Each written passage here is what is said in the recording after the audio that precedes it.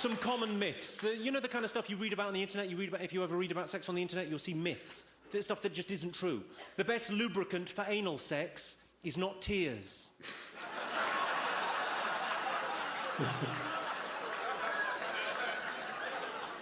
It's blood.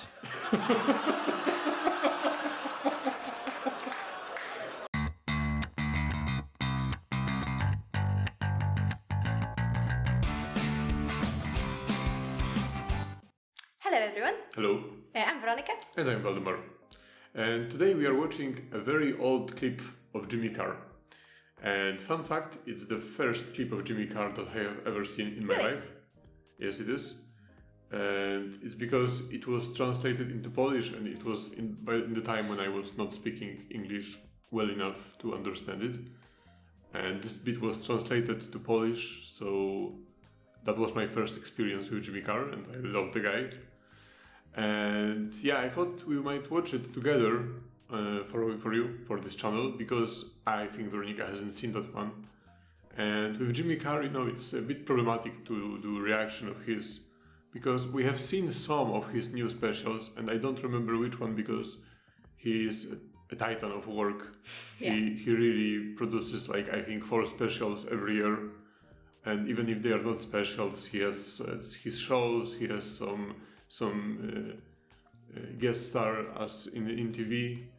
So it's difficult to find a clip where we don't know at least half of the jokes. And there's a lot of compilations of his going around as well, which I think we've seen. And those compilations are also, from different clips, and very often we know most of the jokes.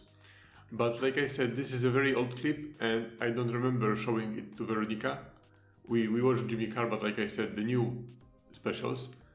And this bit is called The Nasty Show. Is it nasty? It is. Like I said, I love the guy. I love the guy since the first time I have seen him. And I can only imagine what that means. It's good. It's difficult for me to say if he was harsher when he was younger, but certainly he hasn't lost his edge. Okay, well, let's dig in then. Good evening, ladies and gentlemen. I'm Jimmy Carr, and these are my jokes. He looks exactly the same.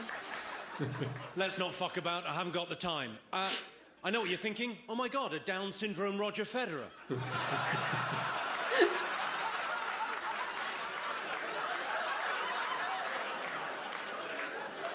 People often say to me, how do you do this for a living? How do you get up in front of people you don't know and tell them jokes? It must be petrifying. Well, I'll tell you how it's done. This is the secret, and it works. If you're doing any kind of public speaking, this is how you do it. What you do is you imagine the people you're talking to are naked. It really works. A couple of quick things to remember. Firstly, don't tell the people you're talking to that's what you're doing.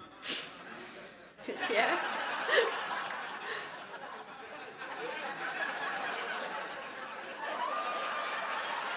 He's looking at the woman or at the... I think he's looking at the man to make it more extreme. I don't know. Yeah, look at the guy. Creepy, can't it? And secondly, it doesn't work as well if you work in a kindergarten.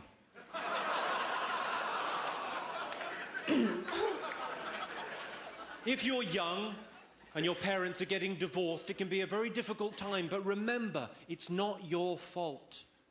Your mum's a slut.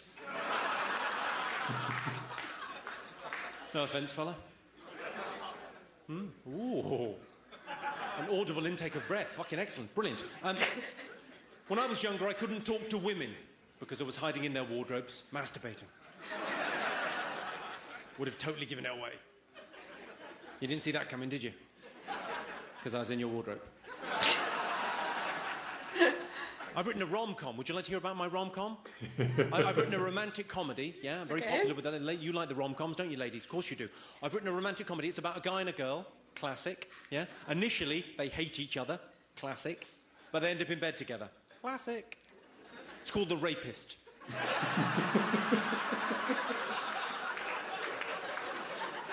a good indicator. This is good advice for young men down here. It's a good indicator that a woman fancies you if when she's talking to you, she touches her hair. If it's her pubic hair, it's a cert. What I loved about him when I watched it for the first time, it was that every joke was a banger, you know? Like, it was first time that I was introduced to this kind of comedy. You know, I watched some stand-ups, like I said, the ones that were translated to Polish, and there were some of them. But I was never used to this sort of comedy, this one-liner style of comedy. And this was my first experience. And, you know, since then, it's difficult to find someone to compare. And you saw him live, right?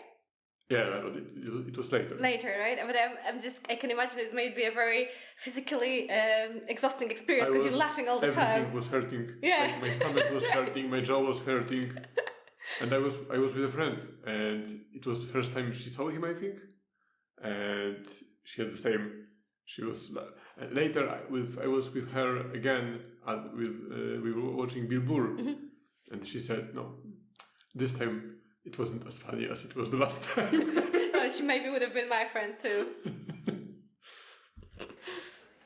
This is solid advice. Some advice for the older men, the men in long-term relationships, because sometimes, ladies, we can take you for granted. I'm afraid we do. This is advice for the older men that have let standards slip. Can I just remind you, gentlemen, it is never acceptable to answer the phone when lovemaking. Even if you hilariously pick up by saying, "I can't talk now, I'm going into a tunnel."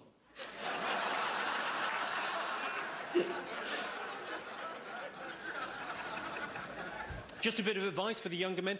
If you are going to have sex with someone you don't know, always, always, always ask.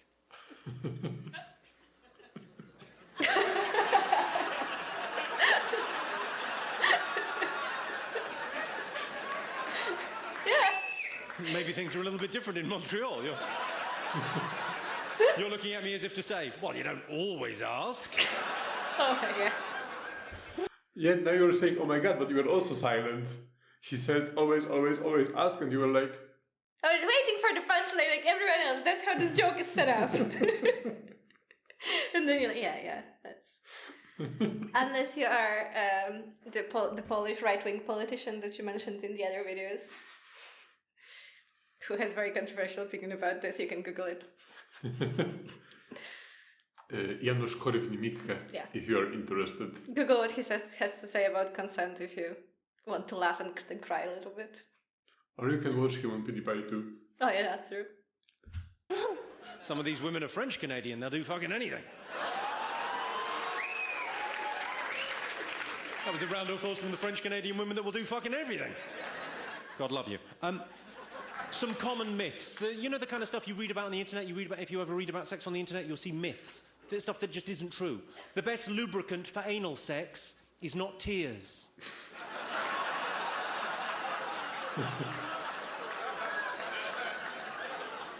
It's blood.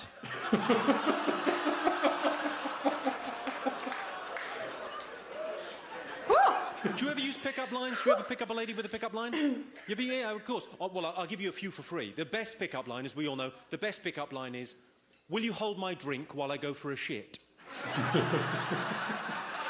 That's the best one, because if a girl says, "Not a problem," she's a keeper.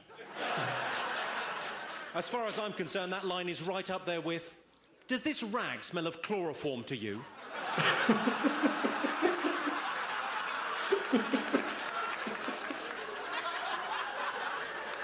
And of course, the evergreen, "Let's not turn this rape into a murder."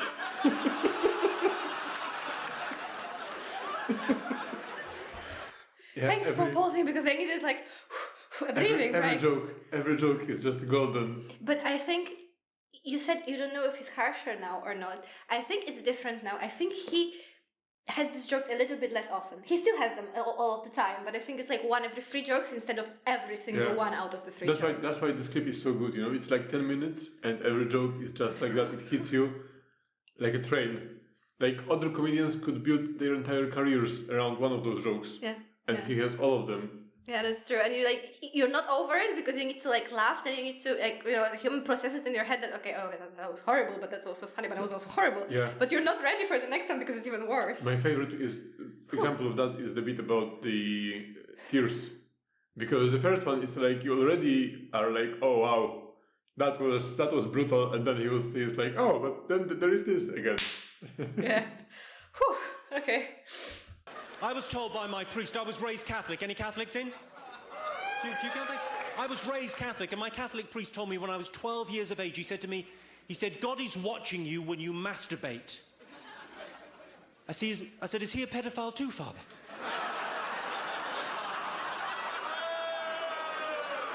I'm joking. I said, is he a pedophile too, Father? Yeah, that's another example. Quick interruption.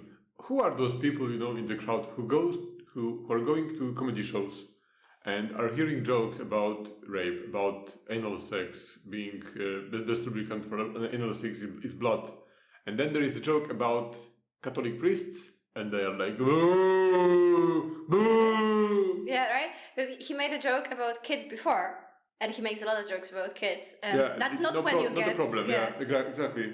And I can really see that one as being where someone draws the line and be like, okay, I don't want to watch his shows anymore because it's too far, because it's kind of like natural in the instinct. But what you hear about God and then...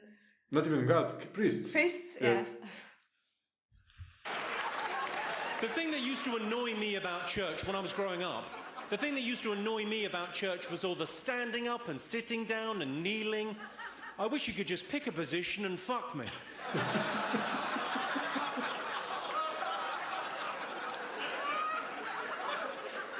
I bought some Viagra today because in Montreal you can get over-the-counter Viagra. I thought, over-the-counter Viagra? That sounds powerful.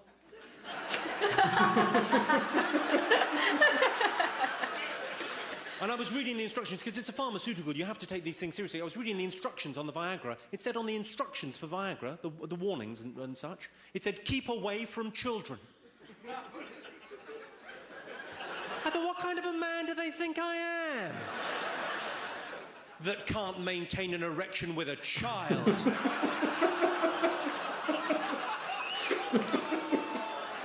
Send help. Of course, the big thing that's happened, I don't know how you felt about it, but for me, Michael Jackson's death, it's just been weird. I watched it in London, where I live. I watched it on the news, and for me, it was very much like when Diana died. I couldn't give a fuck.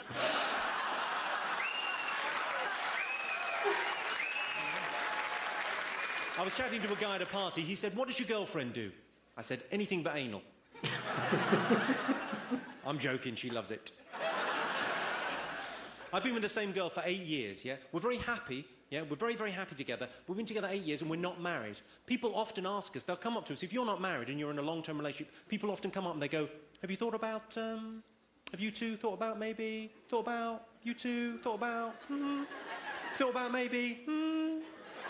It's like they're trying to start a fight between us. We're perfectly happy as we are, thanks very much. So whenever anyone comes up to me and says, have you thought about... I always say, what, putting a third finger in? But we are starting to get that as well, a little bit. At least I do when I'm at work, but I think with family as well, maybe we need to start saying that. Yeah, but without the finger. Yeah, I'm saying maybe we should start saying. But then people are like, oh, you're together so long, why are you not engaged? Yeah, but you cannot do this joke without if they don't point on the finger. But I'm waiting for this. Like, that's one of the reasons I'm with you all this time. I'm waiting for this opportunity to do this joke. Excuse me. Okay, but how high on the hierarchy of reasons is it? I'm not saying it's high. I'm saying it's one of the reasons. And there's 1,000 reasons. I think more. Okay. Baby. You had me in the first part, but... I could give it a go. Frankly, I don't think it's what the relationship is missing. Maybe try the shocker.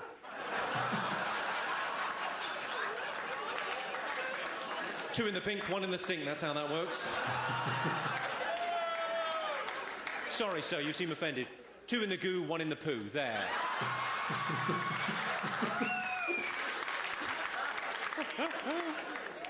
Who here is in a long-term relationship? Give us a shout if you're in a long-term relationship, yes? It's great, isn't it? It's a great thing to be in. How's this for crazy, though? We've been together 8 years and my girlfriend still gets upset if I use her toothbrush. That's crazy, isn't it, when you consider how intimate we've been? And if you can tell me a better way to get dog shit out of sneakers...